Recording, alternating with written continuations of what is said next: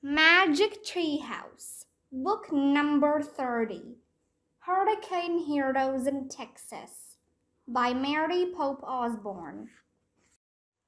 Chapter 6, Escape.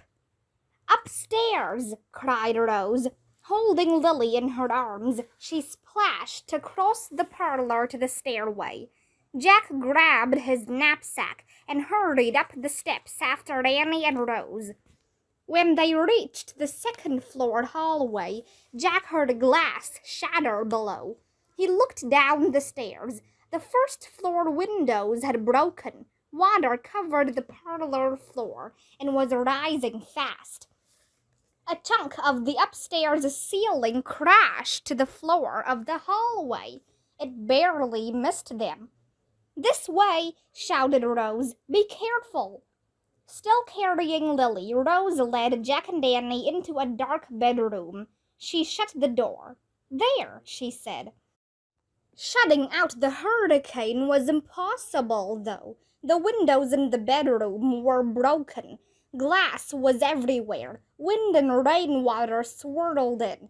Jagged pieces of roof shingles blew inside. "Get down! Cover your heads!" Rose cried. Shielding Lily, Rose knelt between the wall and the bed. Jack and Annie crouched behind her. The baby buried her face against Rose.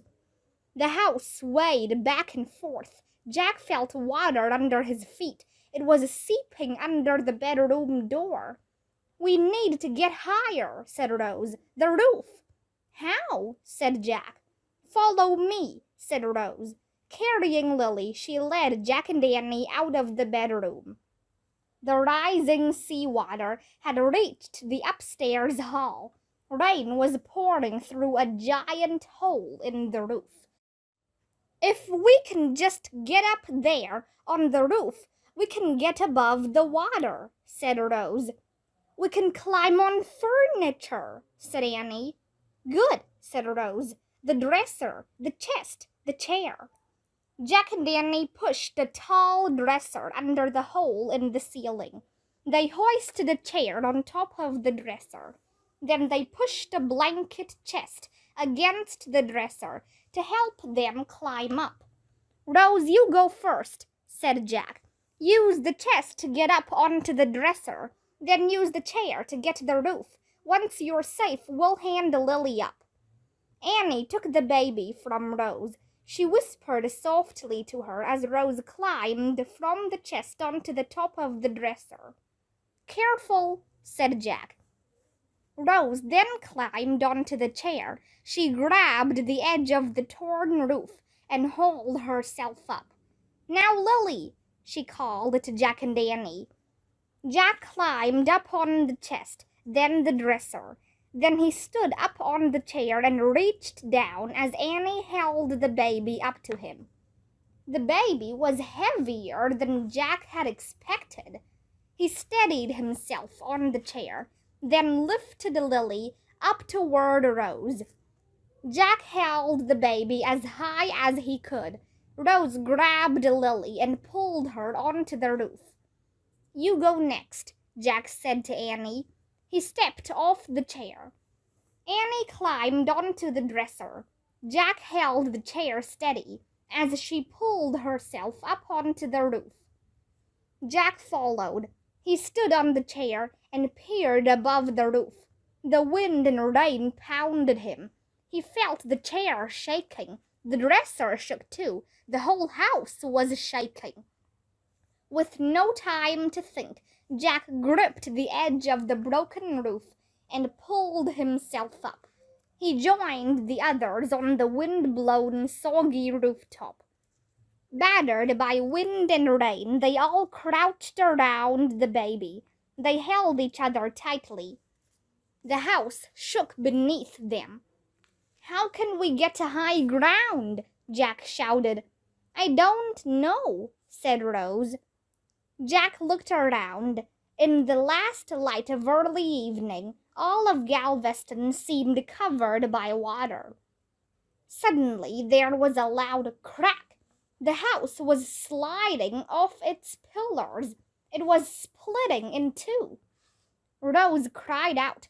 Jack and Danny clung more tightly to her and Lily.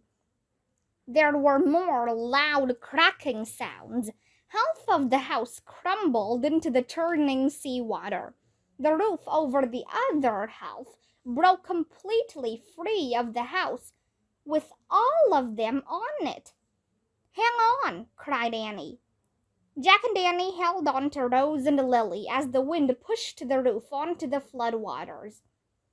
Lily let out a wail. Rose started singing. Her voice was surprisingly strong. Annie began singing along. "Hush, little baby, don't say a word. Papa's going to buy you a mockingbird." As their voices rose above the wind, Jack saw crumbling buildings. He saw people floating on mattresses, on boards, and even in washtubs. Jack heard cries of "help" from survivors on rooftops. He saw others hanging onto tree limbs. He wished he and Annie could help everyone, but there was no way to steer the roof raft. Every time the wind shifted, the direction of the waves shifted with it. The rooftop kept turning and moving with the storm waters. Lily finally fell asleep. Rose and Annie stopped singing. "Where are we?" asked Annie. Rose looked around in the dim light. She gasped. "The Gulf! I think we're heading toward the Gulf," she cried. "The Gulf?" said Jack. "You mean we might end up out in the ocean?" "Oh, no," said Annie. But the wind shifted again. The water current changed. The roof spun around and began moving in another direction. Jack didn't know what to do except hang on to the others. "Are you both all right?" Rose asked. "I'm good," said Jack. "Me too," said Annie. "Are you okay, Rose?" "I don't know," she said. "I can't figure out what to do." "There's nothing we can do," said Annie. "We have to wait for it all to end." "I think you're right, Annie," said Rose. Adrift on the black floodwaters, the roof raft rose and fell with the waves. Storm wreckage crashed against it, but the current kept pushing the raft through the wreckage. Jack and Annie held on tightly to Rose as she cradled the baby. Drifting through the storm, they all rocked back and forth together. After a while, Jack gave in to tiredness. His head nodded. His eyes started to close.